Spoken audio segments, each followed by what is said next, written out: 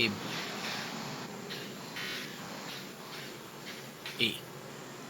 सो ये सीरीज के वैल्यूज है जो आपको दिख रहे हैं ना, ये कुछ सीरीज के वैल्यूज है।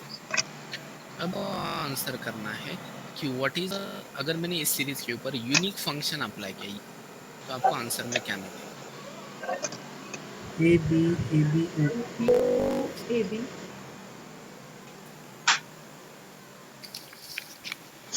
तो आपको आंसर में क्या मिलेगा? It is the list of unique values. तो इसमें यूनिक मतलब ए है, बी है, ई है, ओ है। Everyone got this? N unique answer क्या आएगा? N unique, 4। N unique. What about others? 4। That is 4. So ये कितने यूनिक वैल्यूज है? तो 4 यूनिक वैल्यूज, आंसर भी 4। वैल्यू काउंट्स में आंसर क्या आएगा? A 3 times, B 2 times, O 2 times, and AB 2 times. A 3 times, B times, okay, A B B 2 2 times, times, B 2 times, O 2 O times, 2 times. O 2 times। सही है guys? ये तीन जो functions है ना, आपको काफी बार यूज करने हैं आगे जाके। ये तीन फंक्शंस है ना, आगे जाके आपको काफी बार यूज करने हैं ये तीन फंक्शंस। अभी सीरीज में फंक्शन है, fourth function we are going to discuss about, उसको बोलते हैं apply function. This is we call it as apply function. Apply function is use to create. ये जो अप्लाई फंक्शन है ना, ये किसके लिए मैं यहाँ पे लिखता हूँ, बिकॉज ये बहुत ही ज्यादा इंपॉर्टेंट अप्लाई फंक्शन। तो अप्लाई फंक्शन क्या करते हैं कि अगर मैंने सीरीज के ऊपर अगर डॉट अप्लाई फंक्शन किया, डॉट अप्लाई, यहाँ पे कुछ तो इनपुट देना पड़ता है। तो अगर मैंने कुछ ऐसा function dot apply function use किया तो ये मुझे एक नया सीरीज देता है। Let me call it as series 2। That is what series 2 इज। ठीक है। अब ये सीरीज 1 से नया सीरीज बन रहा है, लेकिन इसमें सीरीज 2 में क्या बन रहा है ये यहाँ पे डिफाइन लिखा होता है। तो ये एक फंक्शन होता है जो हमें यहाँ पे पास करना पड़ता है, function basically. That is going to be function. That is going to be function. ये जो फंक्शन इसको बोलते हैं mapping. We also call it as mapping function. अगर आपको याद है तो हमने ये लिस्ट में कॉन्सेप्ट देखा है, what is mean by mapping is. What is mean by mapping is. जैसे मैं यहाँ पे एक एग्जांपल लेता हूँ। अगर मुझे ऐसे करना है, अगर मुझे ऐसे करना है कि सीरीज 1 में कुछ नंबर्स है, सीरीज 1 में तो जैसे 2 4 5 7 8 ऐसे कुछ तो नंबर्स है। अब मुझे सीरीज 2 इससे बनाना है। Let me create 2 from series 1। तो ये सीरीज 2 ऐसे बनाऊंगा। 2 के लिए मुझे वैल्यू चाहिए 4, 4 के लिए वैल्यू चाहिए मुझे 16, 5 के लिए वैल्यू चाहिए मुझे 25, 7 के लिए वैल्यू चाहिए 49, 8 के लिए वैल्यू चाहिए 64 एंड 9 के लिए 8। तो मुझे बताओ यहाँ पे व्हाट इज मैपिंग फंक्शन। यहाँ पे मैपिंग फंक्शन क्या है सीरीज 1 एंड सीरीज 2 में? Square. Square function. That is square. तो ये जो स्क्वायर फंक्शन है ये हमें तैयार करना पड़ता है। तो बताओ, एक मुझे फंक्शन चाहिए कि उसको अगर मैंने ये इनपुट दिया तो मुझे ये आउटपुट मिलना चाहिए। मतलब this is going to be one integer. तो अगर मैंने एक इंटीजर दिया तो मुझे आउटपुट में 4 चाहिए। तो मुझे एक फंक्शन बनाना चाहिए, बना है। What should, how should I define that one? f of x is equal to x square. Okay, नहीं नहीं, पाइथन में कैसे फंक्शन बनाओ? डिफाइन फंक्शन का नाम मैं f1 रखता हूँ। So what should I right into? एक व्हेरिएबल घ्यायला त्याच्यामध्ये x घेतो मैं, x y is equal to x return x into x return y x is into x, हाँ okay return x into x। तो देखो इनपुट में एक इंटीजर है, दो सिंगल, रिटर्न में भी इंटीजर ही है, सिर्फ जो ओरिजिनल पास किया है उसका ये स्क्वायर है। तो अगर मुझे सीरीज 2 चाहिए फ्रॉम सीरीज 1 तो मुझे इस फंक्शन को पास करना पड़ता है। बेसिकली ये जो फंक्शन जब हम बनाते हैं ना, ये फंक्शन, तो रैम में क्या है, एक वेरिएबल बनता है जिसका नाम होता है f1 which points to one object, जिसको हम बोलते हैं फंक्शन ऑब्जेक्ट। इसका टाइप होता है फंक्शन। ये शायद मैंने आपको दिखाया at the time of functions. तो यहाँ पे हम क्या करेंगे, सिर्फ that is what we call the reference of function. इसको रेफरेंस बोलते हैं ऑब्जेक्ट ओरिएंटेड प्रोग्रामिंग में। तो सिर्फ मैं यहाँ पे क्या लिखूंगा, f1। तो अल्टीमेट अप्लाई फंक्शन क्या कर रहा है, सीरीज 1 पे अप्लाई करो फंक्शन 1, मतलब सीरीज 1 की हर एक वैल्यू यहाँ पे भेजी जाएंगे x में, एंड जो भी आउटपुट आ रहा है वो यहाँ पे लिखा जाएगा, भेजा जाएगा यहाँ पे, जो भी आउटपुट आ रहा है वो लिख जाएगा यहाँ पे, बाद में 5 दिया जाएगा, बाद में जो भी इसका आउटपुट जनरेट हो रहा है यहाँ पे लिख जाएगा, 7 दिया जाएगा इनपुट। सो दिस इज, ये प्रोसेस है ना, ये डॉट अप्लाई फंक्शन करता है अल्टीमेटली। ये फंक्शन करता है, ये करता है dot apply function. That is what dot apply function is. अब मैं यहाँ पर ये जो सिंटैक्स है, ये ध्यान में रखो सिंटैक्स। अब मैं आपको क्या करता हूँ, कुछ यहाँ पे टास्क देता हूँ, यहाँ पे कुछ मैं टास्क देता हूँ, एंड उस टास्क के हिसाब से आप बताना है कि ये मैं कोड कैसे लिखूं, how should I right the code. मतलब यहाँ अगर एग्जिट कोड अगर मुझे चाहिए तो कोड मैं ऐसे लिखूंगा, let me make space over here. चीज करने के लिए एग्जैक्ट अगर मुझे कोड लिखना पड़ेगा तो let me just write for that. इसके लिए एग्जैक्ट कोड ऐसे लिखूं, series 2 is equal to series 1 dot apply, इसके ऊपर अप्लाई क्या करूंगा मैं, फंक्शन 1। इसके बाद में मैं अप्लाई क्या करूंगा, function 1। This is what the code कि जैसे हम सीरीज 2 को बना सकते हैं, सीरीज 2 को बना सकते हैं। So this is how we create series 2, this is how we can create series 2। अब मुझे नेक्स्ट क्वेश्चन पूछना है आपको। सीरीज 1 में कुछ नंबर 2 4 5 7 8 12 13 15, ये कुछ नंबर्स है। मुझे सीरीज 2 बनाना है, सीरीज 2, सीरीज 1 से सीरीज 2 बनाया है। तो for this 2 I want here number, I want here value as even. 4 के लिए मुझे ऑड, सॉरी 4 के लिए भी इवन ना, सो 4 के लिए आई वांट हियर इवन, 5 के लिए आई वांट हियर ऑड, लाइकवाइज। तो मुझे बताओ what should I right here, मैं कोड के यहाँ पे सीरीज 2 इक्वल टू 1 के बाद में डॉट Dot अप्लाई। apply.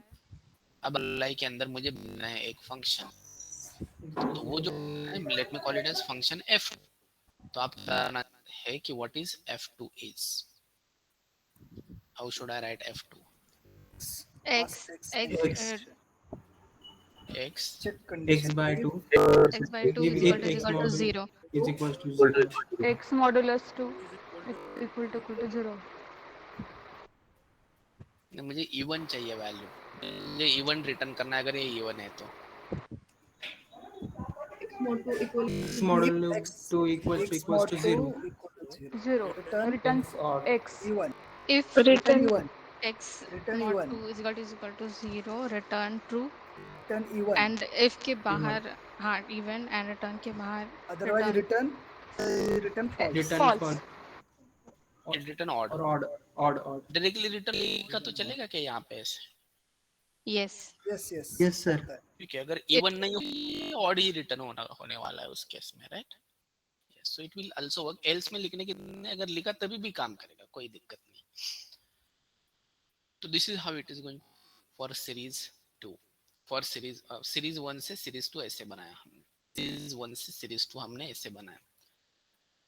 ये जो फंक्शन है एक सिंगल लाइन में बना सकते हैं हम। यहाँ पे जो 3 लाइंस हमने लिखे, ये अंदर फंक्शन के अंदर जो 3 लाइंस लिखे उसको एक लाइन में लिख सकते हैं। Yes sir. कैसे, Return e1 okay, return e1 e1 %2 if that condition is हाँ odd. odd. Very good, very good. तो else हम एक लाइन भी लिख सकते हैं. तो ये जो इसको हम एक लाइन लिखते हैं, where it is the condition. I hope you do remember this. शायद याद हो. अब मुझे और एक चीज पूछनी है. ये जो f1 फंक्शन, तो instead of this f function can we use lambda function? We use lambda function. Remember lambda function?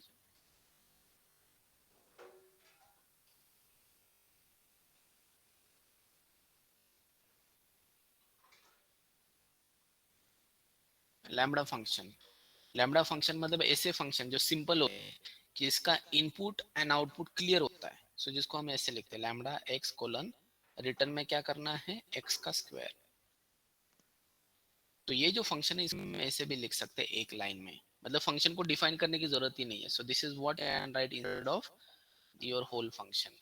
इसको एनोनिमस फंक्शन भी बोलते हैं. किसी को पता है? वी भी कॉल इट एनोनिमस फंक्शन.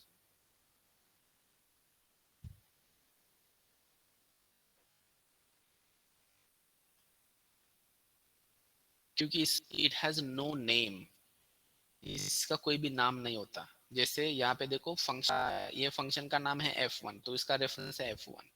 लेकिन ये जो लैम्बडा फंक्शन, लैम्बडा कीवर्ड है, ये फंक्शन का नाम नहीं, इट इज द कीवर्ड.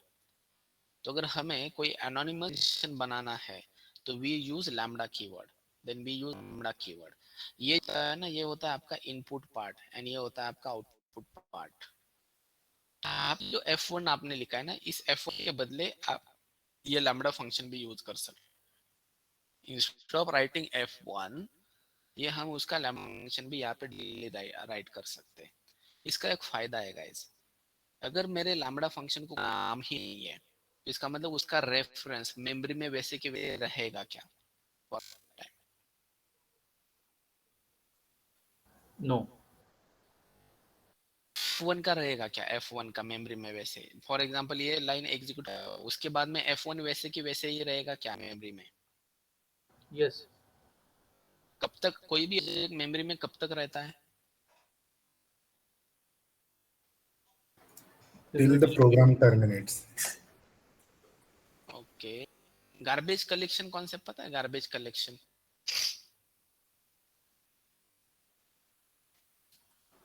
सबसे पहला लेक्चर हमारा, जिसमें मैंने ये बताया था कि अगर इसका रेफरेंस चला जाएगा तो बेसिकली ये जो ऑब्जेक्ट है ना, that will be deleted bye garbage collector. जब तक कोई ऑब्जेक्ट को रेफरेंस होता है तब तक उसको कोई डिलीट नहीं करता, मतलब ऑटोमेटिक गार्बेज कलेक्टर डिलीट नहीं कर सकता. और जैसे ही किसी भी ऑब्जेक्ट का रेफरेंस, जैसे मैंने फंक्शन 1 को किसी 10 ये असाइन किया, तो उसके ये ऑब्जेक्ट रेफरेंस चला गया, so nobody is refer to this object, and जो किसी का नहीं वो गार्बेज है. तो उसके इसमें ऑटोमेटिकली डिलीट किया जाएगा बिकॉज इसको रेफर नहीं कर रहा है. वैसे ही ये जो लैम्बडा फंक्शन है ना, इसका भी कोई रेफरेंस नहीं बनता मेमोरी में. तो जब मैंने यहाँ पे सिर्फ इतना ही लाइफ होता है उसका, ये जो फंक्शन है ना उसका लाइफ सिर्फ इस एक लाइन होता है. जब मैं यहाँ पे आने के बाद इसको मैं यूज नहीं कर सकता, तो उसका लाइन उस लाइफ सिर्फ उस लाइन के टाइम की उतना ही होता है. ये हमारे लिए अच्छी बात है, that is good for us. Because दिक्कत ये है कि अगर ऐसे फंक्शन हमने रखे f1 f2 f3 f4 ऐसे मेमोरी में बेवजह ये मेमोरी खाएंगे हमारा, बेवजह आते हैं. तो instead of using f1 it is better to use lambda functions. It's better to use lambda function. अगर simple है we can use as a lambda function. तो ये जो lambda function है, instead of f1 we can use this function. हम तभी लिख सकते हैं अगर आपका इनपुट आउटपुट रिलेशन बहुत क्लियर है, या तो एक लाइन में लिख सकते हैं ये इनपुट तो आउटपुट ये होगा. अगर ऐसे बहुत सिंपल फंक्शन है आपका तो उसको हम लैम्बडा फंक्शन लिख सकते हैं उसका इक्वल. अभी ये जो नेक्स्ट वाला है ना, इसका lambda function, late me just write down lambda function of this one. इस फंक्शन का लैम्बडा फंक्शन लिख सकते हैं, input output mapping.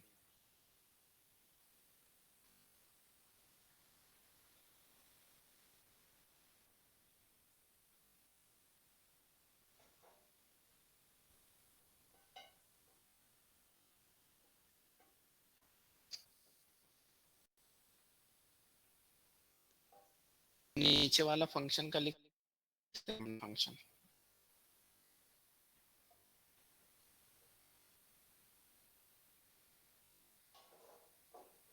Lambda function कैसे लिखते हैं guys? Lambda is the keyword, here is the input colon, बताओ इसका लैम्बडा फंक्शन कैसे?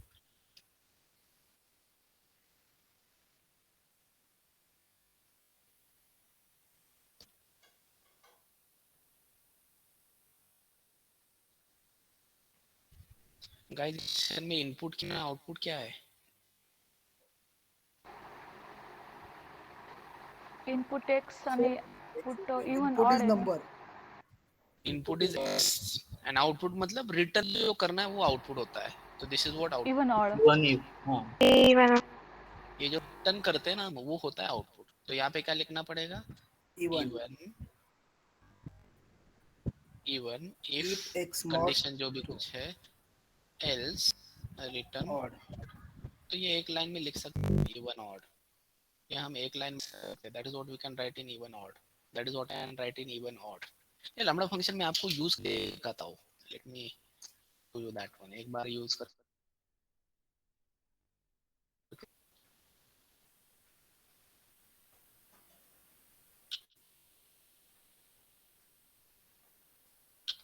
आई थिंक डेटा फ्रेम एक बना है ना हमने यहाँ पे।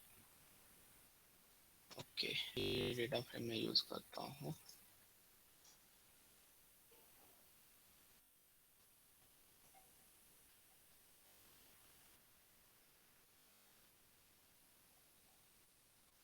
apply function in series, ठीक है। So what I will do, यहाँ पे डेटा फ्रेम में आई थिंक रोल नंबर्स लेट में, हाँ ये देखो रोल नंबर्स, इसकी मैं अप्लाई करता हूँ फंक्शन बिकॉज इसमें नंबर्स है। तो व्हाट आई विल डू, सबसे पहले तो ये सीरीज करता हूँ df of roll number dot I. अब मुझे कौन सा फंक्शन अप्लाई करना है? स्क्वेयर वाला लैम्बडा फंक्शन अप्लाई करना है। What should I right? Directly मैं लैम्बडा लिख सकता हूँ, लैम्बडा कलर चेंज हुआ लैम्बडा, ठीक है। x इनपुट है और आउटपुट में क्या रिटर्न करना है? X into X. x into x, देखो are they squares? Yes, sir. Yes. ठीक है। अब यहाँ पे मुझे क्या लिखना है? देखो ये हम यूनिफाइड फंक्शन भी यहाँ पे लिख सकते हैं, कोई दिक्कत नहीं, सिंपल है।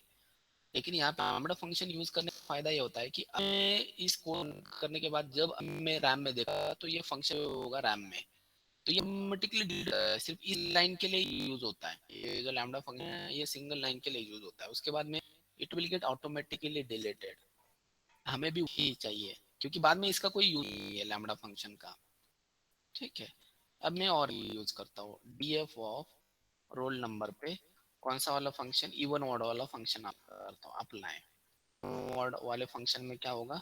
लैम्बडा इनपुट अगर x है should I return Even. Even if return and if what should I write? If में condition X mod 2. x mod 2 X mod 2 equals to 0, equal to 0. okay Else. else odd. else odd.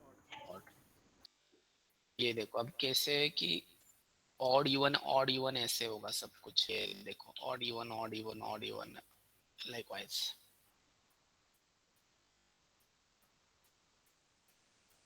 So that is what lambda function is. That is what lambda function is. Guys, lambda function या तो in general function आप लिख सकते हो, कोई programmer usually lambda function है for mapping purpose. Yes, कोई दिक्कत इसमें लैम्बडा फंक्शन में?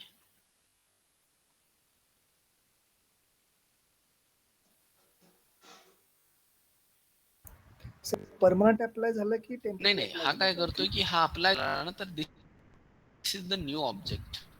ओके ओके ठीक. त्यामुळे एक्झिस्टिंग होतं, this is like new series is, this is new series, मग तो क्षणच नाही राहत।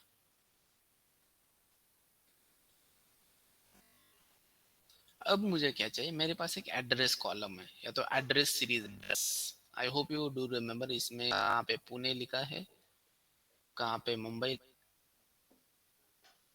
कहाँ पे नागपुर लिखा है,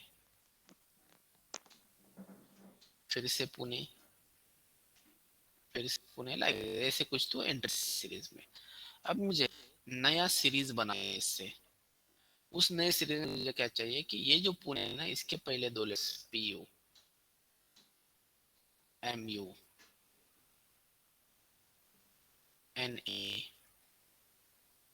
PU, PU।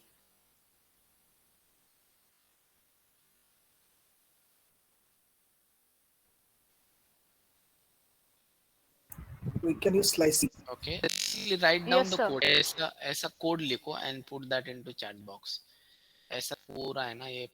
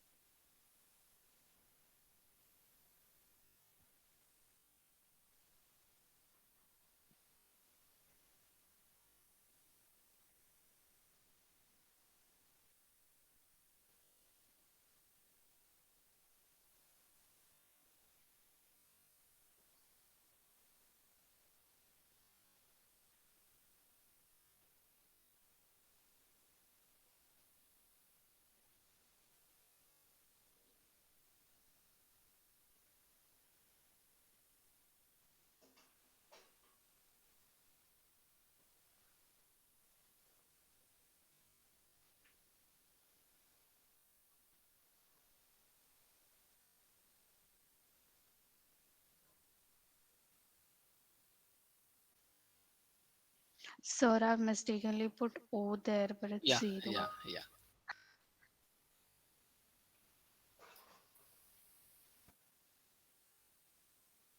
Okay so yes it is pretty straight forward. हमें क्या करना था, स्लाइसिंग वाला फंक्शन अप्लाई करना था. So let me use df of address dot apply.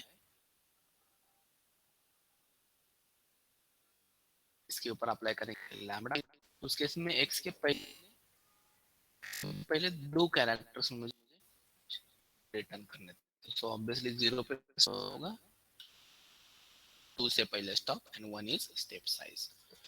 ये आपको ये जो सीरीज है ना, ये एज आप न्यू सीरीज भी रख सकते हो डेटा फ्रेम में. जैसे फॉर एग्जांपल इसको एज नया कॉलम भी ऐड कर सकता हूँ. Let's say E code, let's say city code. So that is the name of new column. तो ये जो सीरीज जो आ रहा है ना, उसको मैं डायरेक्टली असाइन कर सकता हूं कॉलम. तो ये भी possible. Late me show you that one. तो ये देखो एज अ नया कॉलम भी ऐड होगा city code. This will also been like added as a column here. This is also been added as a new column over here. Data as it is. बाकी का data as it is. Okay.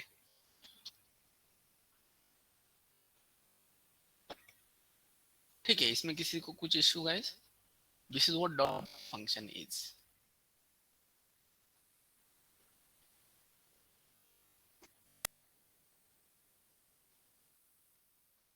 ठीक है, should we go ahead then? Yes, sir. Yes. जो topic हम देखने वाले, next topic जो देखने वाले बहुत इंटरेस्टिंग है. That is what about group by is. Group by function. Basically group by है ना, ये SQL में भी and it is also important in SQL as well. तो SQL में एक टॉपिक है, pandas में भी होता है. Obviously pandas में काफी सारे फंक्शनलिटीज कॉमन है. जो ग्रुप बाय फंक्शन है, ये क्या होता है मैं टेल यू. हमारे पास कुछ कॉलम्स है जिनको हम बोलते हैं कैटेगरिकल कॉलम्स. हमारे पास कुछ कॉलम्स है, उनको बोलते हैं कैटेगरिकल कॉलम्स. जो भी हमारा ये डेटा फ्रेम है, let me show you data frame. इस डेटा फ्रेम में कौन से कॉलम्स कैटेगरिकल कॉलम्स है?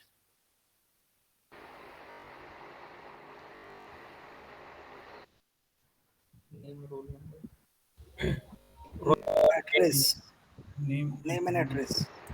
Name and city address code ना, and city. एड्रेस भी आएगा. Yes, Address city code. मतलब City ये code. ऐसे कॉलम्स होते हैं कि जिसमें कैटेगरी डिफाइन होती है. वैसे देखे तो देखो नेम, वैसे देखे तो एज अ डेटा हम नेम को कैटेगरी नहीं बोलेंगे, बिकॉज हर एक का नेम यूनिक होता है ऑलमोस्ट. So that category. लेकिन जो एड्रेस होता है, ये एक कैटेगरी. पुणे के लोग, मुंबई के लोग, नागपुर के लोग, या तो PU सिटी कोड वाले लोग, MU सिटी कोड वाले लोग, NA सिटी वाले लोग. तो that are category. Name category नहीं, मतलब कि ठीक है SSDKL वाले लोग, SSDOP वाले लोग, WEIO वाले लोग, ऐसे नहीं होता. Because name is almost thing. Almost मैं बोल रहा हूँ, नॉट एग्जैक्टली. तो इसलिए यहाँ पे जो कॉलम है ना, ये एड्रेस कॉलम है आपका कैटेगरिकल कॉलम. अब होता कैसे है कि अगर मुझे कभी कभी एनालिटिक्स करना है, so when I to analytics, कौन सा एनालिटिक्स मुझे क्या करना है कि मुझे सिटी वाइज मतलब पुणे मुंबई ये सिटी वाइज मुझे एवरेज मार्क्स. ये मेरा क्वेश्चन है. Let's say city wise want to see average marks. अभी एक एक सिटी का हमने थ्रू कोडिंग किया था, शायद आपको याद हो. पर कहाँ पे तो किया है मैंने, सिटी वाइज निकाले मार्क्स. कहाँ पे सिटी वाइज, कहाँ पे तो निकाला था हमने सिटी वाइज. ये देखो सिटी वाइज एवरेज. पुणे का 62, मुंबई का 43, नागपुर का 70. तो ये अलग अलग स्क्रिप्ट लिख के तो हमने किया था, कोई दिक्कत नहीं. लेकिन अभी मुझे क्या करना है, जैसे अगर मेरे थाउजेंड्स ऑफ सिटीज है, जैसे का एग्जाम है, IIT JEE का एग्जाम, उसमें थाउजेंड्स ऑफ सिटीज में वो एग्जाम कंडक्ट होता है. तो उतने सारे सिटीज को अगर मैंने एक एक कोड से लिखा तो इसमें हमें मतलब 8 दिन जाएंगे उसमें. तो बेटर है कि हमारे पास ऐसा कुछ फंक्शन होना चाहिए कि वो फंक्शन क्या करेगा, कि हमारा जो से व्हाट कंप्लीट डेटा इज, तो इस डेटा में it is going to make some groups. तो पहला ग्रुप होगा जो ये जो ग्रुप होगा that is what like for Pune people, this is what the group for Mumbai people and for people. So let me write down, let's say these are the people from Pune, these are the people from Mumbai, these are the people from Pur। तो city wise मैंने grouping किया यहाँ पे, सो I just group. तो city wise grouping हुआ यहाँ पे। अभी सिटी वाइज ग्रुपिंग होने के बाद देखो, ये पुणे के सारे लोग हैं, मुंबई के सारे लोग, नागपुर के सारे लोग। अब मुझे ये एक्सपेक्टेड नहीं, ग्रुप मुझे क्या चाहिए कि सिटी वाइज हर एक सिटी का एवरेज मार्क्स पे। अल्टीमेटली अगर हम देखेंगे तो तीन चीज हमारे पास है। पहला तो ग्रुप किसके बेसिस पे होगा, सो ग्रुपिंग होगा सिटी के बेसिस पे। सो ग्रुपिंग किसके बेसिस पे होगा, ये पहली बात। दूसरी बात, मुझे एग्रीगेशन फंक्शन कौन सा यूज करना है, what we call it as aggregate function. Aggregate function जैसे mean, max, sum, count, average, ये जो है ना, ये एग्रीगेट फंक्शंस होते हैं। तो एग्रीगेट फंक्शन कौन सा होना चाहिए, दैट इज सेकंड थिंग। यानी एग्रीगेट वैल्यू मुझे का देखना है, that is third thing, that is third thing. ये तीन अलग अलग चीजें हैं। City wise average marks, city wise average marks. तो ये जो है ना, ये क्या करेगा कि देखिए इसमें पुणे के 2-4 लोग हैं, मुंबई के 2-4 लोग हैं, नागपुर के 2 लोग हैं, ऐसे। तो अभी इसको हम बोलेंगे कि एवरेज करो। तो ये क्या करेगा, जितने भी एवरेज करने लायक कॉलम्स है, जैसे रोल नंबर है, मार्क्स है, तो एवरेज करेगा। मतलब पुणे लोग है तो इसका एवरेज ये लोग, तो इन्हें दिखाएगा पुणे का एवरेज, रोल नंबर का एवरेज। हमारा भी वैसे ही। इससे होता कि हमें एग्जैक्टली जो चाहिए सिर्फ उसी का एवरेज नहीं दिखता। So let's write down the code. अगर मैंने इसको बोला कि ये जो डेटा फ्रेम है ना, उसके ऊपर ग्रुप बाय करो। ग्रुप बाय किस कॉलम के ऊपर करना है, ग्रुप बाय करना है एड्रेस कॉलम के ऊपर। इतना एग्जीक्यूट किया तो आपको रिजल्ट नहीं दिखता। It is what intra object is group by. इससे सिर्फ आपको रिजल्ट नहीं दिखेगा, लेकिन इसका मतलब ये गलत है। इसको हमें चीज बतानी और है। पहले तो मैंने बताया कि इस कॉलम के ऊपर होगा। दूसरा हमें बताना है कि कौन सा फंक्शन यूज करना है for aggregation. That is what dot mean, that is what dot mean. Just a minute.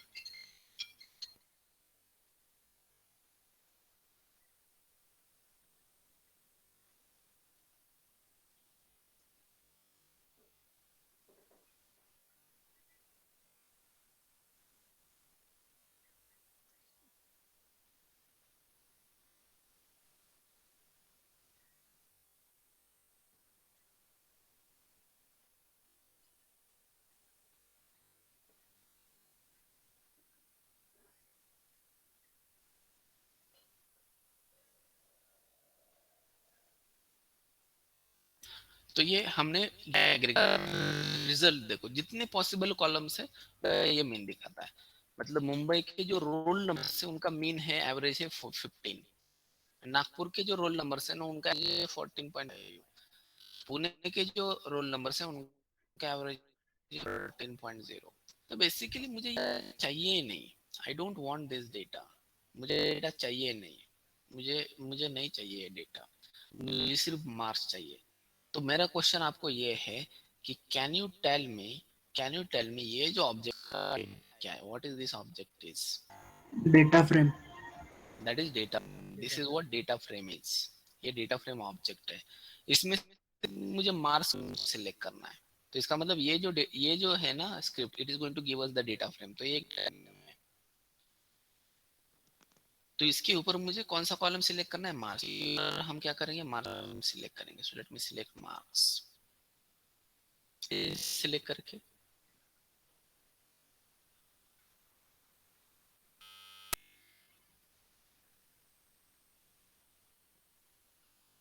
तो इसके ऊपर मैं सिलेक्ट करता हूँ मार्क्स। तो देखो only marks are there. Mumbai के 43, नागपुर के 8 एंड पुणे के 62। इज इट राइट गाइस, जो हमें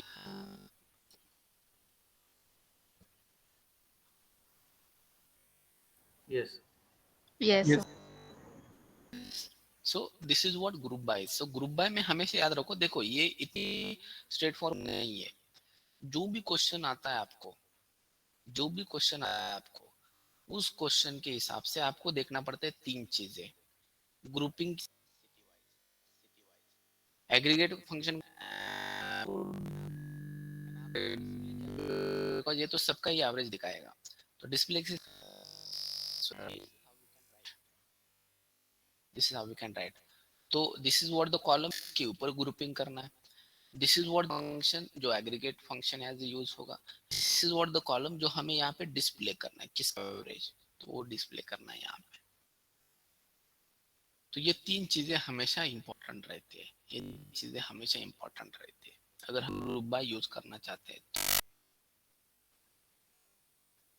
ठीक है, अब मैं आपको पूछता हूँ कि मुझे क्या करना है कि टॉपर के मार्क्स चाहिए, सिटी वाइज टॉपर के मार्क्स चाहिए। तो should I write as a syntax? Mean की पे मैक्स कर मैक्स मीन के जगह पे dot max, dot max. Mean के जगह पे डॉट मैक्स। देखते हैं क्या आता है आंसर।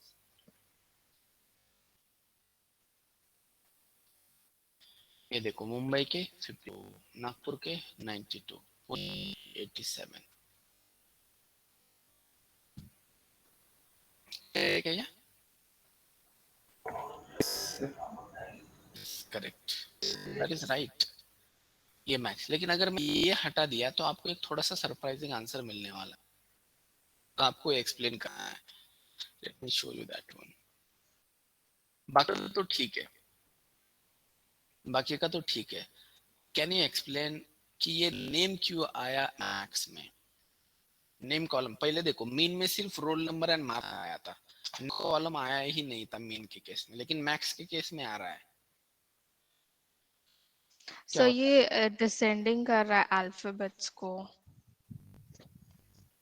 इसलिए उसने नेम सेलेक्ट किया। है? ओके, मतलब जो अगर मैंने कुछ स्ट्रिंग दी आपको तो उसमें से मैक्स स्ट्रिंग आप फाइंड आउट कर सकते हो।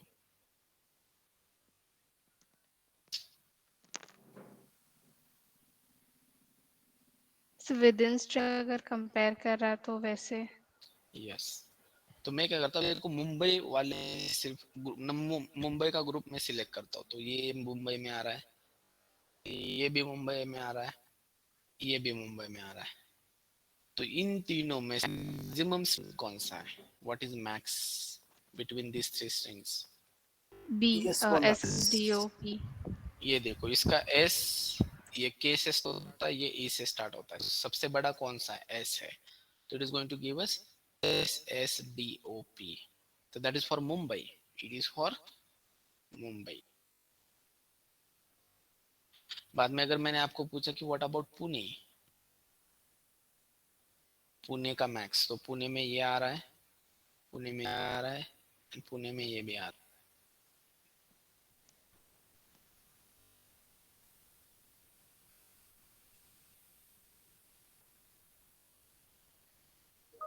SSDKL। SSDKAL, ये पुणे से है। एंड अगर मैंने आपको पूछा व्हाट अबाउट नागपुर, नागपुर का मैक्स, डब्ल्यू वाला। WEIO। WEIO, देखते इसको, वही है कि आंसर्स में ये, मुंबई के लिए SSDOP, नागपुर के लिए WEIO, एंड पुणे के लिए SSDKL। तो दैट इज व्हाट मैक्स। मतलब कुछ लोगों को कंफ्यूजन होता है, कुछ लोगों को क्या लगता है कि sir this is the name of topper from Mumbai, this is name of Nagpur from Mumbai, this is name of topper from Pune. तो नहीं है, बिल्कुल नहीं। ये क्या है कि जो भी मुंबई के लोग हैं उनमें से सबसे मैक्सिमम नेम कौन सा है, मतलब जो जो स्ट्रिंग्स होते हैं ना उनको कंपेयर कर सकते हैं हम ना, स्ट्रिंग को उनके लेटर के हिसाब से उनको हम कंपेयर कर सकते हैं। तो इसलिए ये जो है ना, ये आपको ऐसा मतलब मिसअंडरस्टैंड करके लेना है। So it is not of topper guys, it is just been like we have taken maximum on the basis of their characters. Topper के नाम नहीं है, टॉपर के नाम हम ग्रुप बाय से नहीं ला सकते, टॉपर के नामों के लिए आपको टॉपर के मार्क्स लाने पड़े, उन कैंडिडेट्स को सिलेक्ट करना पड़े। तो ग्रुप बाय टॉपर नहीं, टॉपर का नाम नहीं निकलता, ग्रुप बाय से टॉपर के मार्क्स निकल सकता, नाम नहीं निकल सकता, बिकॉज इन दोनों में कोई रिलेशन नहीं होता। सिटी कोड में भी देखो, अभी मुंबई सिटी कोड, जब मुंबई वहां पे एमयू एमयू एम, तो ऑब्वियसली 3 MU में से मैक्सिमम क्या MU ही होगा। नागपुर में नहीं है सिर्फ।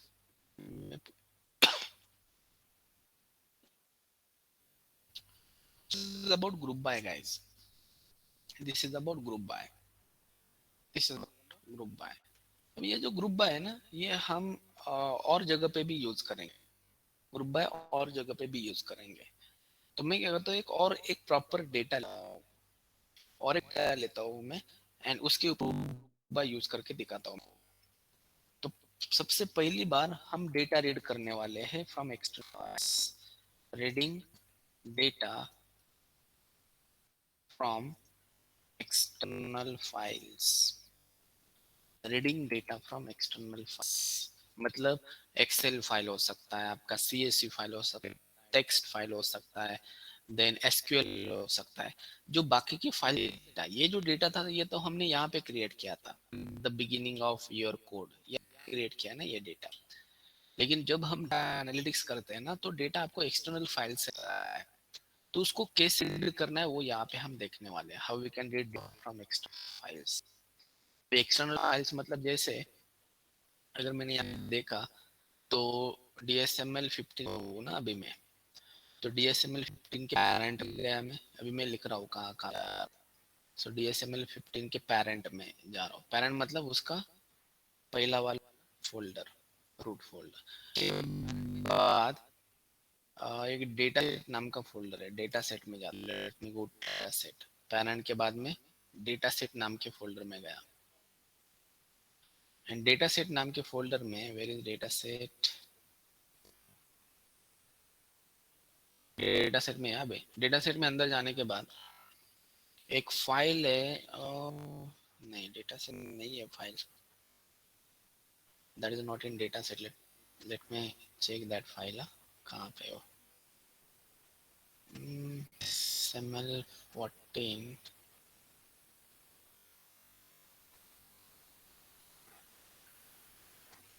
स्टूडेंट DB, ये माइक्रोसॉफ्ट एक्सेल फाइल है। तो मैं क्या करता हूँ, इसको डालता हूँ DSML15 के फोल्डर में, तो डायरेक्टली एक्सेस कर।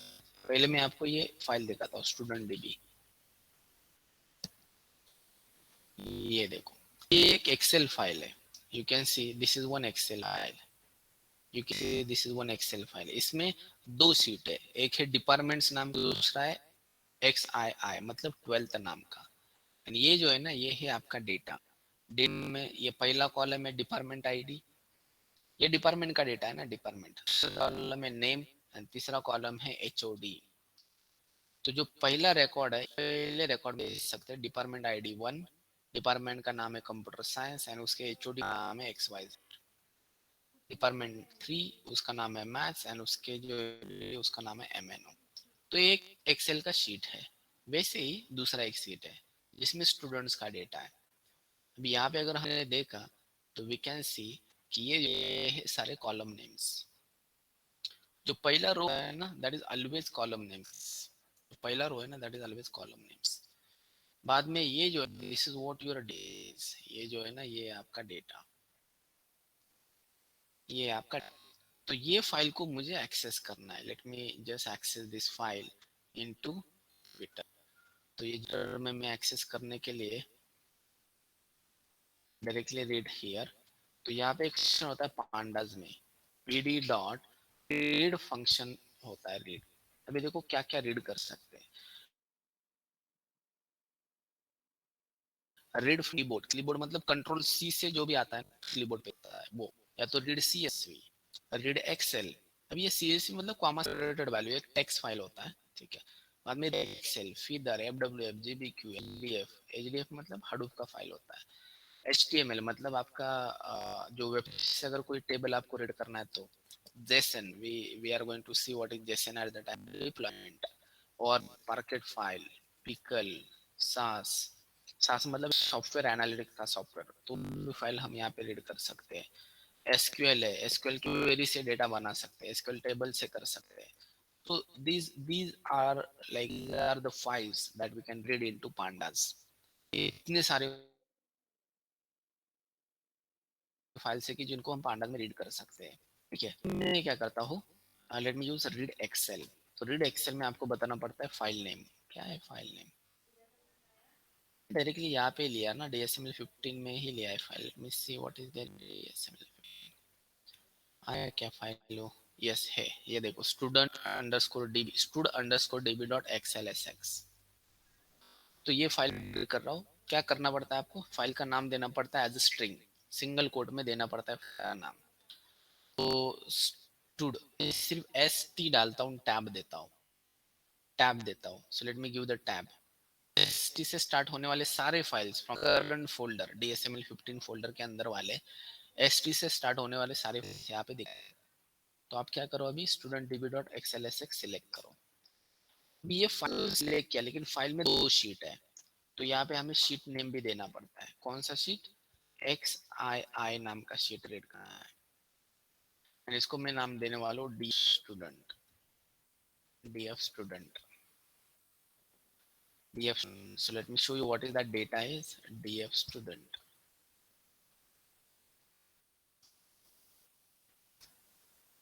DF student. DF student. DF student. यही है क्या डेटा इस एलिमेंट में? So is that right guys? The same data we do here. तो ये फाइल रीड हो गया अभी पांडाज में। अब पांडाज में कुछ भी करो कोई दिक्कत नहीं। So, मैं यहाँ पे अगर मैंने कुछ चेंज किया, मतलब एक्सेल फाइल में होगा ऐसा बिल्कुल नहीं। अब ये जो ऑब्जेक्ट होता है ना, ये पैंडाज में मतलब रैम पे है, तो कोई भी चेंज हो रैम पे होगा, परमानेंट फाइल में नहीं जाता। चेंज करना है तो उसके लिए भी एक वे है, लेकिन वो देखें इससे बाद में। तो एक DF स्टूडेंट नाम का एक हमारे पास अड्डा है। तो ये जो डेटा है ना, इस डेटा में मुझे कुछ रिजल्ट चाहिए। अभी मैं क्या करता हूँ, फाइल डाल देता हूँ, सो दैट आप इसको आपके कंप्यूटर्स में या तो आपके पांडास में रीड कर सकते हो।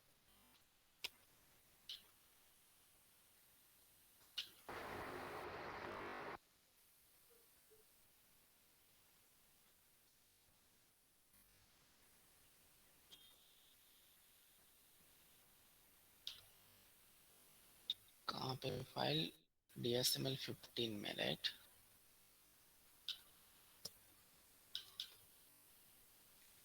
स्टूडेंट, तो let me share that file on the Google classroom. सारे लोग गूगल क्लास से ये फाइल को डाउनलोड करो। डाउनलोड करने के लिए भी ये जो फाइल है ना, करने के लिए यहाँ पे देखो, पहले देखो यहाँ पे, इसके ऊपर क्लिक किया तो ऐसे ओपन होगा ये। अब यहाँ पे आपको डाउनलोड करने के लिए कोई ऑप्शन नहीं दिखेगा। आपको क्या करना है, आपको जाना है ये 3 डॉट्स ऊपर। 3 डॉट्स के ऊपर जाओगे तो ओपन इन न्यू विंडो नाम का एक ऑप्शन है, ओपन इन न्यू। तो let me click on that. तो एक नए विंडो में ओपन हो रहा है। अब ये नए विंडो में ओपन होने के बाद यहाँ पे डाउनलोड बटन दिखेगा आपको। यहाँ पे आपको डाउनलोड, इसके ऊपर क्लिक करो, ये डाउनलोड होगा आपके डाउनलोड फोल्डर में।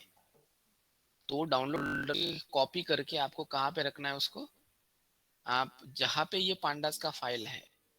सो इन माय केस पांडास का फाइल था ये DSML15 नाम के फोल्डर में। या मैंने ये देखो स्टूडेंट भी वहाँ पे डाला। तो ये मेरा कोडिंग का फाइल है अभी जो ओपन कर रहा हूँ, एंड ये स्टूडेंट भी, बोथ मस्ट सेम फोल्डर, तभी रीड होगा, अदरवाइज रीड नहीं। तो ये कर दो। एंड मुझे रिजल्ट क्या चाहिए, let me tell you that. तो मुझे रिजल्ट चाहिए कि ये जो लोग ना, इसमें जो डिपार्टमेंट है ना, so I want department wise average marks. मुझे चाहिए department wise average marks. I want department wise average marks.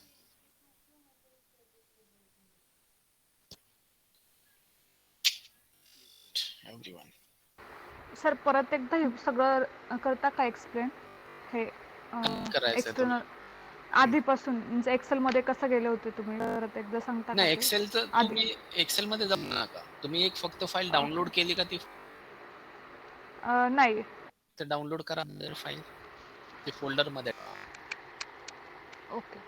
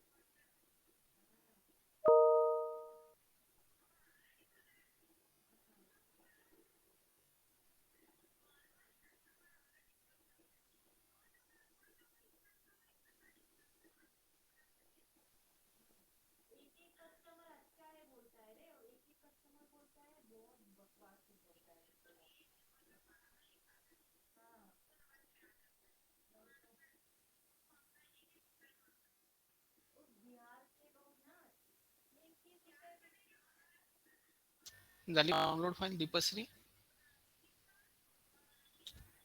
हो सर, होते सर. लागतं रेंजचा प्रॉब्लेम आहे थोडा त्याच्यामुळे. ओके. होते ते. हो.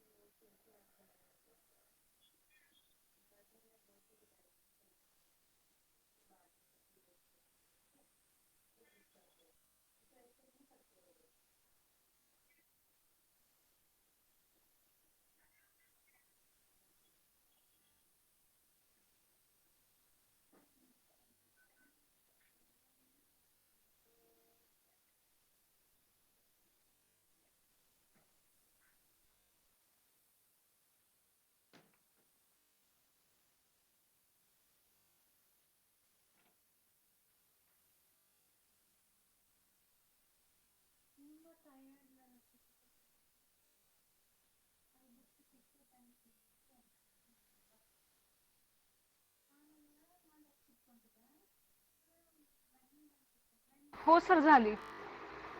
ओके. आता ती फाईल फोल्डर मध्ये जिथं तुझी नोटबुक आहे, IPYNB नोटबुक, त्या फाईल त्या फोल्डर मध्ये कॉपी कर.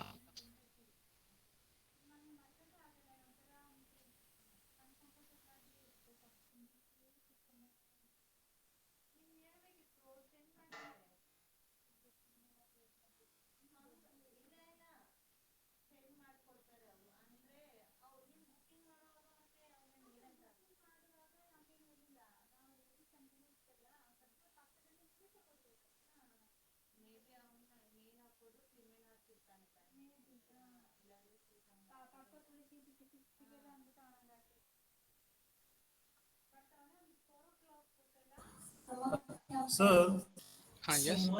hello. हाँ यस. Sir, name P माझ्यात error यायला लागलाय. Name P not defined म्हणून. ते पांडा इम्पोर्ट नाही केलं सर. ते पांडा इम्पोर्ट वाला आहे ना, ते ते करा एकदा. इम्पोर्ट पांडा अच्छा जस्ट अच्छा पीडी. हां. Okay okay. Hello sir. Yes. Sir हे जे group by in bracket address dot max आहे, याच्यात जे रोल नंबर, नेम, मार्क्स आणि सिटी याच्यात इंडिव्हिज्युअली मॅक्स व्हॅल्यू घेतली आहे ना सर? म्हणजे ॲड्रेस. नाही, आता याच्यामध्ये हा डेटा फ्रेम आहे ना, हा डेटा हो फ्रेम होतो. ह्या डेटा फ्रेम ॲड्रेसचा. जो काय तुम्हाला कॉलम सिलेक्ट करायचा आहे तो सिलेक्ट आहे याच्यानंतर. सो म्हणजे हा जो आहे ना, हा एक डेटा फ्रेम आहे. तर त्या डेटा फ्रेम मधला कुठलाही कॉलम सिलेक्ट करायचा तो सिलेक्ट करा. आता मार्क्स मध्ये जो 52 आलाय सर, तर त्यासमोर जे नेम आहे ते इथं नाही आहे सर. नाही नाही, दुसरं फक्त झालं. तुम्हाला मार्क्स कॉलम करायचं ना याच्यामध्ये. हा जो मार्क्स नाही कॉलम सर, हा जो आउटपुट आला याच्यातली, हा काय आता करायचंय का याच्यामध्ये सांगा मला. म्हणजे सपोज आता 52 जे मार्क्स आहेत हा, ते सर ऍक्च्युअल डेटामध्ये 52 च्या समोर तो नेम नाही आहे ना सर. हे इंडिव्हिज्युअल आहे. सण आपल्या ह्या दोघांचा काही संबंध नाही एकमेकांशी. हा याचा तेच या म्हणून. 52 चा काय अर्थ होतो, मुंबईमध्ये जे मॅक्झिमम मार्क्स आहेत ते 52 आहेत.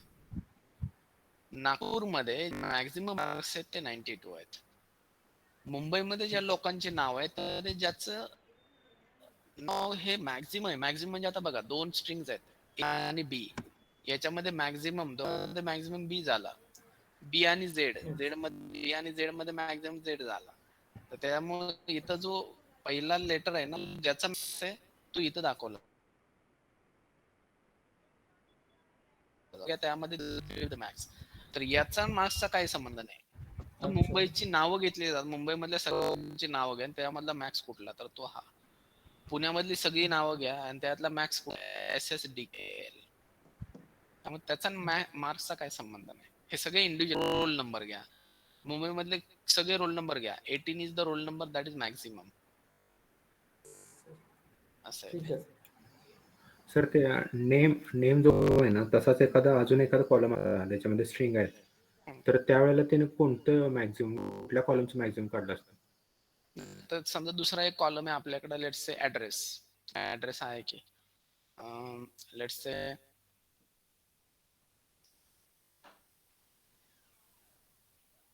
कंट्री हा कॉलम आहे. नाही, कंट्री पण चुकी होईल याच्यामध्ये. ब्लड ग्रुप घ्या, ब्लड ग्रुप. आता ब्लड ग्रुप मध्ये काय होणार आहे की जे मुंबई लोक आहेत त्यांचे ब्लड ग्रुप बघा, मुंबईवाल्यांचे ब्लड ग्रुप बघा, त्यामध्ये ज्याचा मॅक्झिमम ब्लड ग्रुप आहे, लेट्स त्यांच्याकडे मॅक्झिमम ब्लड ग्रुप आहे बी, तर इथं व्हॅल्यू येणार बी. नागपूरचे सगळे लोक यांच्यामध्ये जर मॅक्झिमम जो ब्लड ग्रुप आहे तो ओ आहे. मॅक्झिमम ब्लड ग्रुप म्हणजे सिक्वेन्स वाईज सगळ्यात शेवटी काय येतो, कारण ओ ची आस्की व्हॅल्यू ही ए पेक्षा बी पेक्षा आणि ए बी पेक्षा जास्त आहे, तर ओ, तर त्या केसमध्ये हा ओ येणार. पुण्यामधले पण लोकांचं जर ब्लड ओके ओके. त्यामध्ये O, तर असा येईल तो इथं कॉलम. म्हणजे मुंबईमध्ये जेवढे कॉलम आहेत त्या प्रत्येक कॉलम मध्ये मॅक्झिमम गोष्ट फाइंड करणार. करेक्ट करेक्ट, प्रत्येक कॉलम इंडिव्हिज्युअल मॅक्झिमम दाखवेल तो. Okay okay. सर हा परत एक्सप्लेन करता का? ते डाउनलोड केले मी, port it and how to read it. हा आता मला सांगा, तुमची ही जी नोटबुक ज्युपिटर नोटबुक ती कुठल्या फोल्डर मध्ये बनवली तुम्ही? ज्युपिटर नोटबुक का? Just a minute.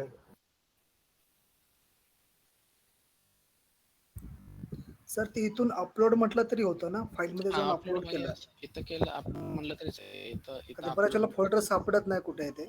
नाही, पण तो माहिती पाहिजे. तो माहिती पाहिजे तो माहिती पाहिजे की आपल्या फाईल्स कुठे आहेत त्या. सर आहे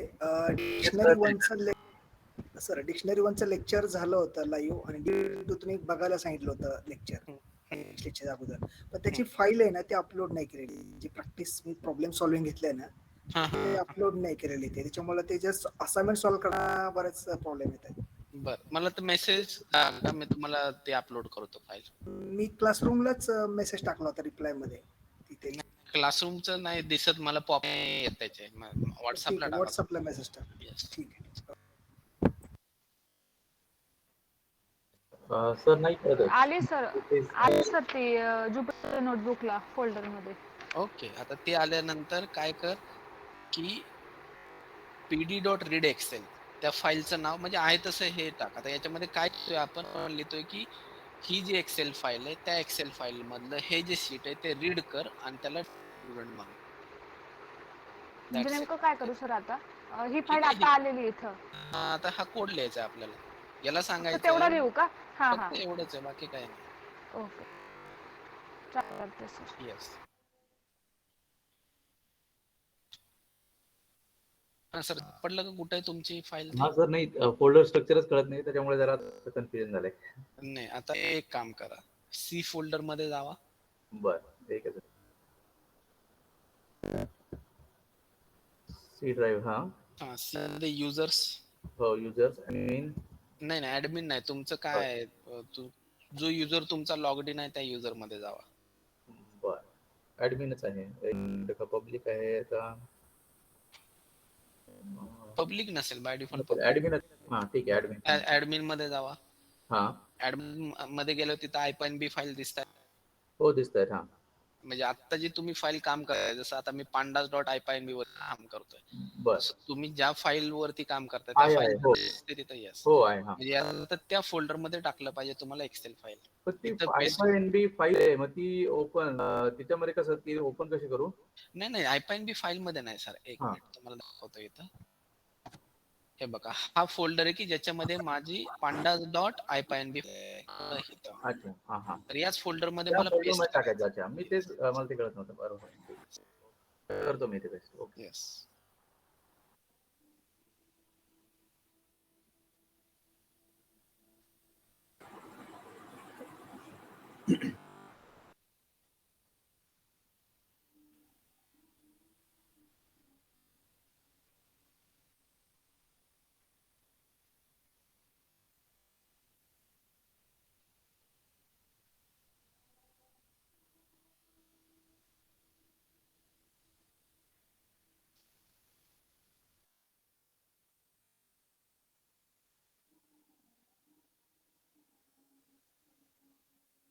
सर झालं read. Yes, good.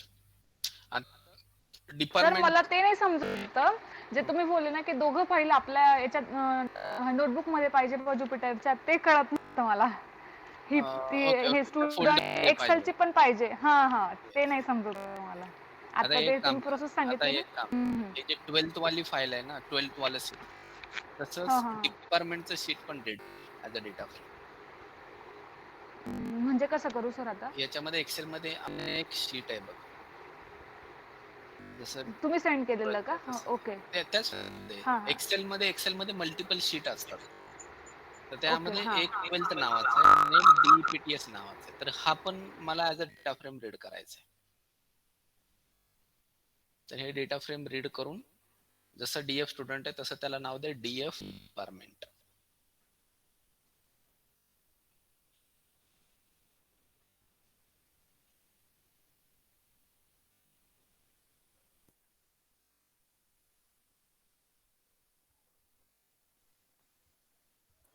Sir binder मध्ये इम्पोर्ट करता येत नाही का? काय करता येत नाही का? बाइंडर मध्ये इम्पोर्ट करता येत नाही का सर? मी ऍक्च्युली ऑनलाईन ज्युपिटर नाही ऑनलाईन मध्ये नाही. म्हणजे तुम्ही काय हे मी एक कोलॅब वगैरे ज्युपिटर वापरताय का? हा माय बाइंडर म्हणून वापरतोय मी. नाही, माय बाइंडरचं मला माहित नाहीये, पण तिथं असेल ऑप्शन अपलोड फाईल म्हणून. मी अपलोड वगैरे केलं तर मला एक एरर काय येतं, missing optional dependency Excel RD install Excel RD म्हणते for Excel support use pip or conda to install असते. नाही XLRD नाही. तुम्ही ती फाईल अपलोडच होत नाहीये का, म्हणजे याचा अर्थ? अपलोड झाली फोल्डरला. हा, मग फोल्डरला अपलोड झाल्यानंतर फक्त स्टेटमेंट लिहायचंय तुम्हाला तिथं. ओके, तर एकदा मी ट्राय करतो.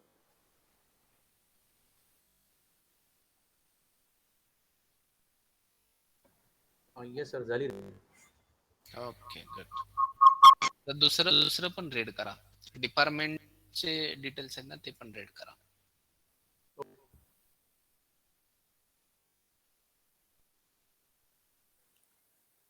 माझी रीड होत नाही. काय एरर आहे?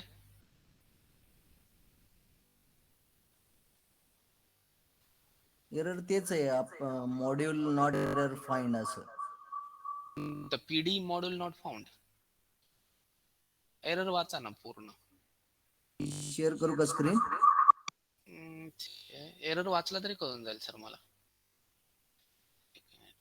हा करा. माझ्याकडे मी तिथून हे केले.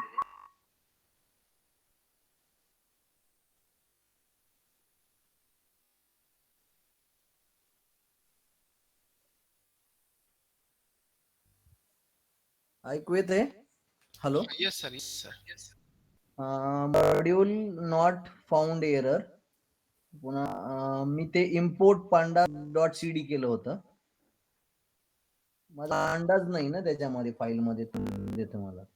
इम्पोर्ट पांडाज काय लिहिलंय तुम्ही तिथं? Import .cd. झालं सर डिपार्टमेंटचं. इम्पोर्ट पांडाच्या PD म्हणायचं ना सर. ही लाईन अशी एक लिहिली का? मिनिट मी बघतो. एक मिनिट, तुमचं स्क्रीन दिसत नाही मला. तुम्हाला टाकतो ते. स्क्रीन शेअर करताय का? नाही, मेसेज बॉक्स मध्ये टाकलंय ते. अच्छा, इम्पोर्ट पांडा .cd. हा, हे नाही केलं मी. एक मिनिट. हा, हे केल्याशिवाय पांडाच मिळणार नाही ना तुम्हाला त्या फाईल. एक मिनिट. फाईल डाउनलोड केली, DSML ला पण टाकली. Hello sir. Yes. Student is not defined on this. DF student नाही, तू जे डेटा फ्रेम तयार केलाय ना, झालंय डेटा फ्रेम तयार झालंय का? रीड झालंय का ते? हा, रीड झाले. त्याच्यानंतर खाली ते म्हणते name DF student is not define. नाही, मला सांग, ते जे तयार झालेलं आहे ते असाइन केलंय का DF स्टुडंटला? केले ना sir. DF student dot group department dot mean ते केले. नाही, वरती जी रीड केली ना फाईल, हा सर, ती रीड करून कुठल्या ऑब्जेक्ट ठेवली? असाइन कशाला केलंय ते? PD.read CSV केलंय ना? PD.read Excel केलंय ना? हा सर, त्याच्या अगोदर काय लिहिलंय? Import panda. नाही. हा, ते त्याच्यानंतर काय लिहिलंय? त्याच्यानंतर डायरेक्ट रीड केले सर. वाच ना तिथं काय लिहिलंय, मला वाचून दाखव. DF student is equal dot read Excel. हा, ते एक्झिक्यूट केलंय तू? हा सर, एक्झिक्यूट केले ते आले पण. मग आता त्याच्यानंतरच्या स्टेटमेंट मध्ये ते जे DF स्टुडंट आहे त्याचं स्पेलिंग आणि तू लिहितोय त्याचं स्पेलिंग बघ. Okay sir. बरोबर आहे का spelling? DF student.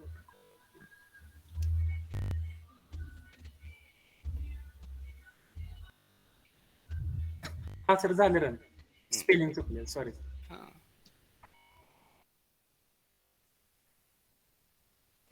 Hello sir. माझ्याकडे ना ऍट्रिब्यूट एरर असे हा काय येतोय ऍट्रिब्यूट एरर मध्ये कुठल्या ऍट्रिब्यूटला एरर दाखवलं? Module pandas has no attribute error. जिथे मी रीड एक्सेल रीड एक्सेलचं स्पेलिंग बघा. रीड एक्सेलचं स्पेलिंग चुकतंय. हे बघा रीड एक्सेलचं स्पेलिंग.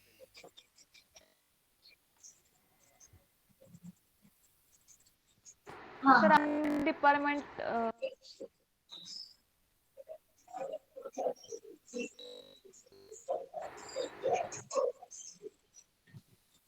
झालं का सर नाही सर. आता फाईल फाउंड एरर. हा मग आता ते फाईलचं नाव ते बरोबर आहे का बघा स्पेलिंग. जे तुम्ही कॉपी करून ठेवलं तुमच्या फोल्डर मध्ये ते नाव इथं लिहिलेलं नावाचं स्पेलिंग बघा. स्मॉल कॅपिटल चेक करा. हा दीपश्री. सर आता जे आपण हे ऍग्रीगेट मार्क्स काढतोय ना सर, ऍव्हरेज मार्क्स, तेव्हा माझा एरर येतोय सर की एरर डिपार्टमेंट म्हणून. नाही कॉलमचं नाव चुकतंय तुझं द्यायला. कॉलमचं नाव आहे DEPT. DEPTच दिलंय सर. आणि जे डेटा फ्रेमचं नाव दिलंय ते बरोबर दिलंय का? DF स्टुडंट तेच आहे.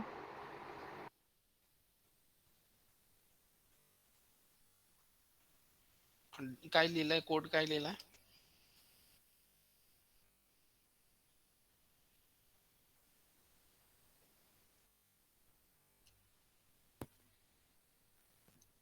Sorry sir. काय लिहिली लाईन काय लिहिली कोडची सांग ना मला. चॅट बॉक्स मध्ये टाकते सर तुम्हाला. Sir yes. सर क्वेश्चन क्या था वो फाइल डाउनलोड करने में भूल गई. क्वेश्चन ये था कि to find out average marks as per department wise average marks. Okay.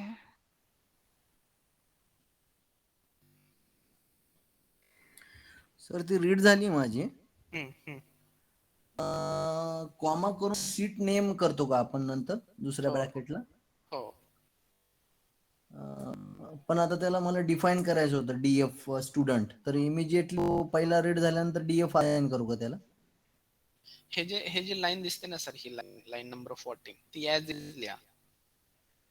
एक मिनिट. कुठली? अच्छा ओके. ती रीड झाल्यानंतर ना? नाही रीड झाली ना. आता तुमची ही रीड झाली म्हणजे DF स्टुडंट तुमच्याकडे मिळाला. आता तुम्ही ग्रुप बाय वाली क्वेरी लिहा. ते मी फक्त PDF एक्सेल असं केलं होतं, त्याला असाइन केलं नव्हतं कशाला, त्यामुळे प्रॉब्लेम येत होता. अच्छा मग PDF एक्सेल रीड झाली, डेटा दिसतोय पण तो असाइन केला नव्हता, मग ते पूर्ण ऍज लिहितो. एकच मिनिट. येस. आता ते असाइन करा म्हणजे त्यामध्ये सेव्ह राहील ते काय. कॉपी ठीक आहे, मी टाईप करतो त्याला. झालं सर. हे पण केले, ऍव्हरेज पण फाइंड आउट केले.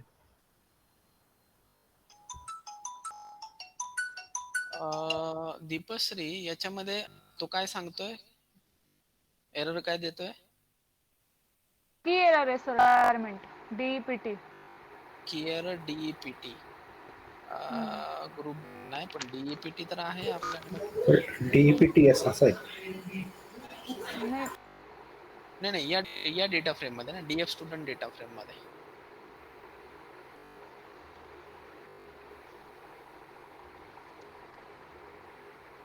बाय DEPT हे तर बरोबर लिहिलंय. तो काहीच प्रॉब्लेम नाही. एक मिनिट माझ्याकडे तो एक्झॅक्टली काम करेल. सर M कॅपिटल हवाय तिचं. नाही पण तो एरर मार्क तो एरर आहे DEPT. मी सरच M घेतलाय सर. हे बघ एवढं लिहिलं तर आउटपुट येतंय का? चेक करते सर.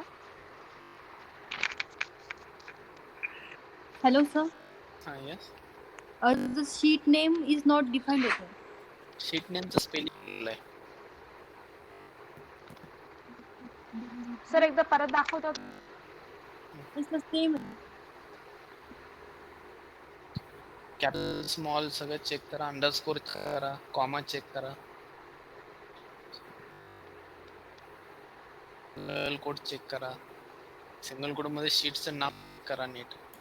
सर ते मार्क्स आहे ना त्याचं सिंगल कोट म्हणजे पूर्ण नाही ते. मेसेज में टाकलं सर लाईन. सिंगल शेवटी इक्वल टू काय नाही सर क्लिअरच दाखवतो सर डिपार्टमेंट डीईपी. मार्क्स मार्क्सला सिंगल कोड करा. सिंगल कोड हा सिंगल कोड टाकलाय सर त्याच्यात चॅट बॉक्स मध्ये लिहिताना झालं.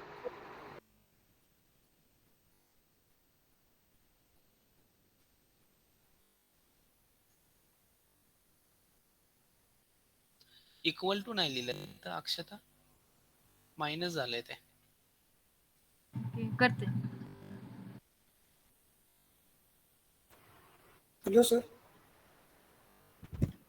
हा बोला. हॅलो सर ते दुसरी वर्कशीट ऍक्सेस करू शकतो का इमिजिएटली? हो हो. त्यामध्ये ते वर्कशीट नेम म्हणजे दाखवते थोडस. शीट नेमचं तुम्ही नाव नाहीये त्याचं. काही चेंज करायचं नाही मला, फक्त शीट नेमचं नाव टाकायचंय. Let me check what sheet name is.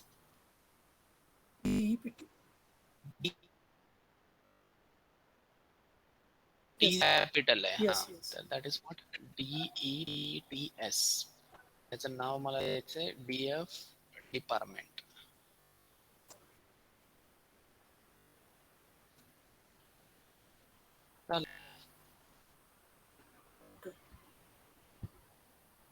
काही चेंज नाही.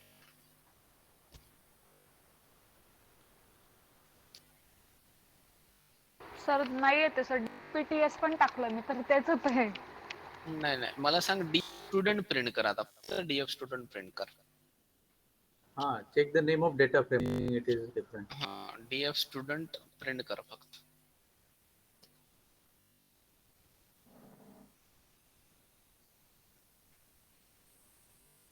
होतंय सर.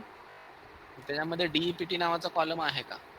हो डीईपीटी स्मॉल डीईपीटी अंडरस्कोर ID असं आलंय. तो कुठला डेटा फ्रेम? तो स्टुडंट डेटा फ्रेम नाहीये, तो डिपार्टमेंट डेटा फ्रेम आहे. मग कोणता घेऊ सर?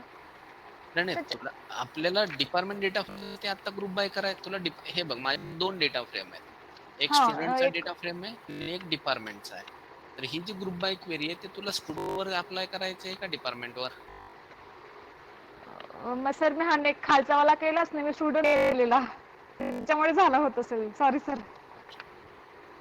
नाही मला असं वाटतंय की हे जे तू केलं ना रीड डिपार्टमेंटचा जो डेटा रीड केला ना तू त्याला तू DF स्टुडंटच म्हणते. हा हा हा बरोबर सर. त्यामुळे त्यामध्ये तो डिपार्टमेंटचा डेटा गेलाय. ओके ओके हा समजलं सर. परत रीड कर स्टुडंटचा DF स्टुडंट मध्ये. तसंच राहू द्या सर 5 मिनिट. हा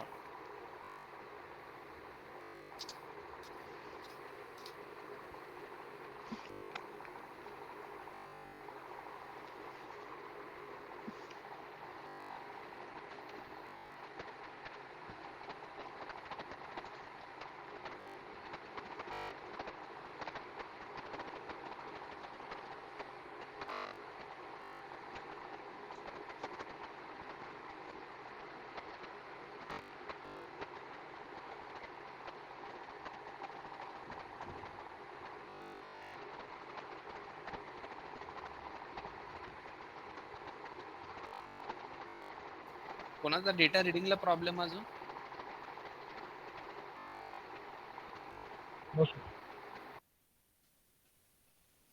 Okay, now you can write the code for group by. Sir screen दाखवा तुमची.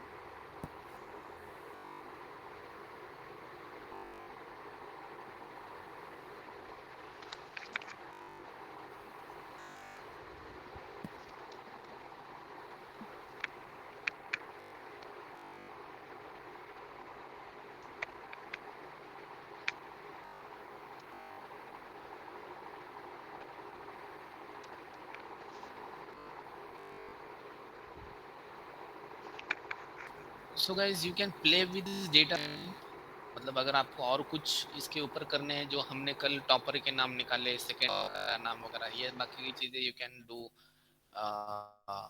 Do with data frames, and इसके आगे वाला पार्ट कल देखेंगे, ठीक है? अगर कुछ इश्यू है तो please, otherwise can leave for today. Sir screen दाखवू का सर तुम्हाला माझी?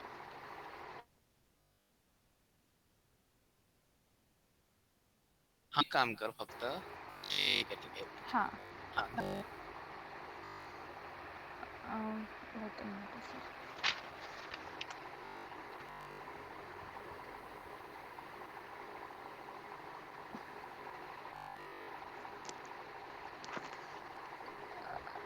हे बघा सर, मी आधी हा केला. नाही तुझं ते नंतर मग सगळं ते पुसड क्लिअर दिसत नाही. आता दिसतंय सर? नाही रीड करता येतंय मला. सर ओके, मी तुम्हाला ही फाईल क्लास शेअर करते वाटल्यास. मला स्क्रीनशॉट पाठव. ओके एक ओके. काय गरज नाही, मी